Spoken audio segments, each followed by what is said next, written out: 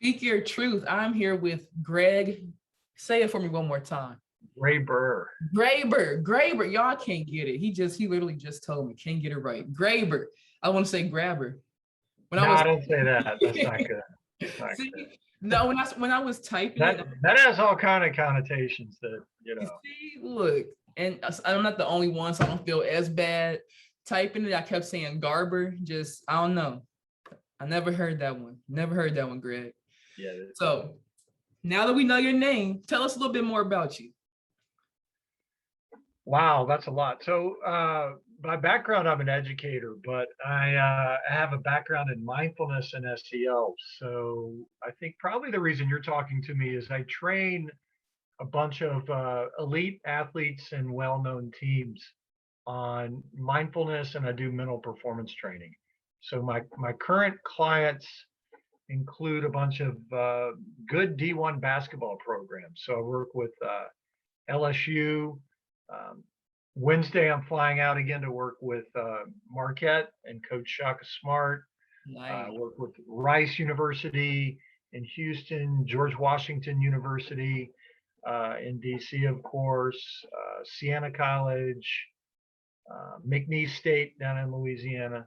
So I stay pretty busy doing this stuff. Yeah, it sounds like it. So why do you do that? What made you get into doing this? I love it. My wife took me to a mindfulness course years ago, and I thought it was kind of esoteric and weird, but then I kind of fell back into it. At the time, I was a distance runner. I would do marathons and ultra marathons, and I researched like the science behind it and the benefits. And to make a long story short, I'm in Memphis. Okay. So I started working with the University of Memphis men's basketball team. It was the first big team that I worked with when Josh Pastner, who's the coach now at Georgia Tech, was there. He just kind of took off and started working with Will Wade when he was at Chattanooga. And I've been everywhere with him now, VCU, LSU. It's been great. I've just really enjoyed it. That's awesome. So can you tell us about the importance of a high level of mental performance for these athletes and also the entrepreneurs that you work with? Yeah, without a doubt. So, as an athlete, and you as well, we've always sort of known the benefits of the mental side of the game, but it's just now starting to come to the forefront sort of the national consciousness for whatever reason. It could be people like Kevin Love a couple of years ago came out and talked about the importance of it. And now, of course, Simone Biles and Naomi Osaka. If you think about it, the way I tell the athletes that I work with and the coaches that I work with is athletes, typically we leave off the most important third, or 33.33%, which is the mental game. We work on our conditioning and we work on the techniques of our game. And then we leave off the mental side a lot. It really requires intentional training to take it to the next level. And that's really what we've seen is the difference maker. Every team has good athletes. Every team has good players. But as you know, when push comes to a shove and it's sort of gritty time, that mental toughness is what's going to carry you through. So definitely. How can we really say that, sports and, sport performance essentially is 90% mental, 10% physical, but we don't train that mental. There's no emphasis. Exactly. Yeah. How can we say that? I don't even know, but you're absolutely right. It's always sort of, for me, I always knew, I was a soccer player. And like I said, I was a runner, and running those long distances and stuff. To your point, it's hard to quantify a number, but 90% or whatever. It just, that's what carried me through. My mindset would carry me through, or ultimately my lack of mindset would not carry me through sometimes. So for me, it was a pretty kind of simple equation. You've still got to you still got to obviously be in shape. You got to be good at your sport. You've got to have some natural athleticism to succeed. But without the mental game, we've all seen these players before. We've all played with them or coached them. These athletes with God-given talent and their emotional intelligence or their mental toughness just wasn't there, and they didn't succeed because of that. I'm one of those athletes, definitely. I'll tell anybody that. And now that I'm older and I've learned, what it was that took me out of my game, it was just basically a lack of confidence, a lack of trusting my coaches because of, past situations and stuff like that, or even my parents being in the way of different things. Um, it's never too late to go back, but I wish that I would have known what I knew now, because I probably would have never stopped playing. I would still, we wouldn't be talking right now, probably. I would still be playing basketball. And I don't know really what more we can do to make coaches and these universities aware that the mental aspect is the most important. And maybe even doing like mental health screens as athletes come in these universities to make sure that they are healthy enough to even attend class, because that's a lot, going to class and playing your Oh, it's great. Yeah, it's a ton.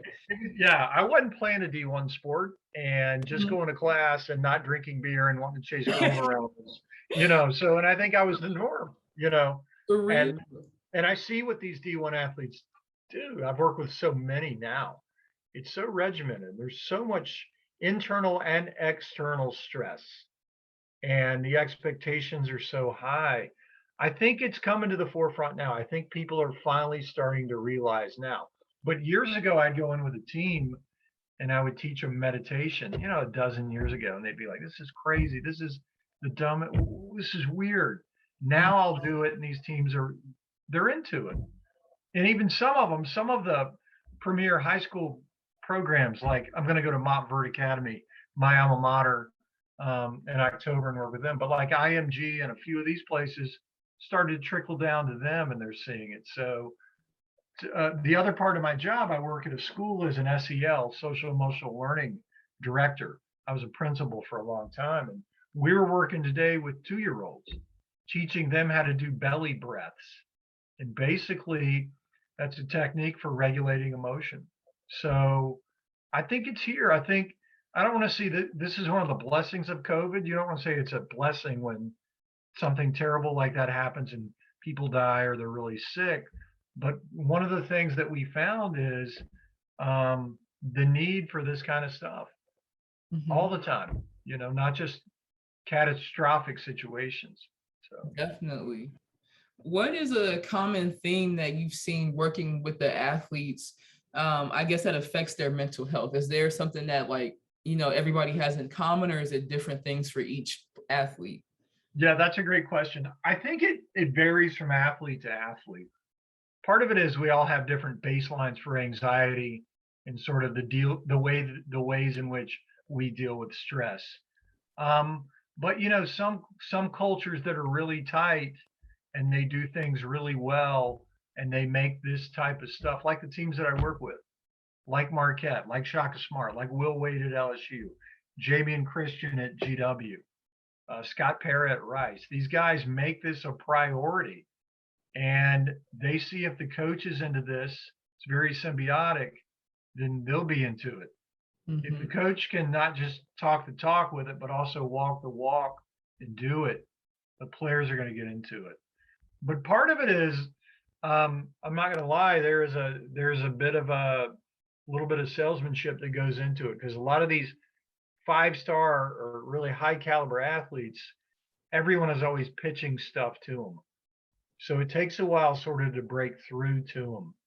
But once they see the value with it, this is a life skill that'll transcend and stay with them past their playing days, as professionals, as family members, all that good stuff. Definitely. What's some advice that you can give, or some examples of how you work with players, that an athlete who doesn't have access to a life coach or a mindfulness coach, sports psychologist, or a therapist in general, what are some things that they can do to help their mental health or their Yeah, anxiety? some there's some great resources, like apps, like Headspace. The NBA uses that one. or Nice. or Calm. LeBron advertises that one. Some really good ones like that, that are good. It's all about self care and taking care of themselves. We always think about, when we hear about athletes recovery, we think about it's like rest and recovery from a physical perspective. but they've got to decompress mentally too. Hmm. And, you know, these kind of things, these kind of mindfulness techniques are really good for them, like the deep breathing, the meditation. There's some great guided apps. They can even find good free stuff on the internet. It's just making it a habit like anything else. You know? For sure. Greg, thank you for joining us tonight. I really appreciate you. You were an awesome guest. Love Thank you. talking to you, man. If there's anything you ever need from me, please let me know. Likewise. I love talking to you. Let's do it again one day. Definitely. Oh, I'm always down for a part 2. Yes. Do it. Let's do it. Yes. All right. Oh, and also watch Ted Lasso. That's a great show. You got to tell everybody that. So Wait, what's it called? Ted Lasso. On Ted Apple Lasso. TV. Perfect. Yeah. I'll put that in the show notes. Make sure you remind me. All right. Thank you. Thank you.